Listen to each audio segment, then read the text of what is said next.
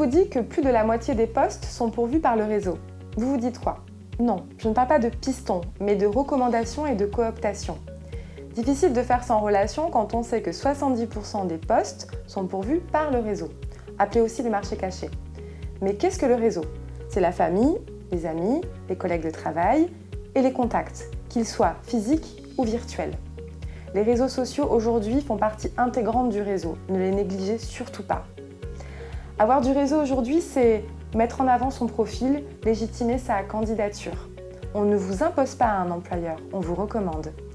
Et si vous connaissez quelqu'un qui travaille dans l'entreprise que vous ciblez, c'est aussi un atout. Cette personne peut vous transmettre en amont une offre de recrutement, vous recommander, mais aussi vous faire bénéficier de ses contacts, si tant est que vous sachiez rendre l'appareil. La réciprocité est importante. Quel que soit votre objectif professionnel, le réseau, c'est le moyen pour vous faire connaître.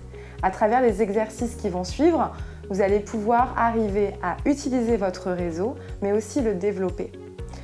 Vous allez pouvoir aussi construire un discours adapté selon l'interlocuteur et la situation dans laquelle vous vous trouvez.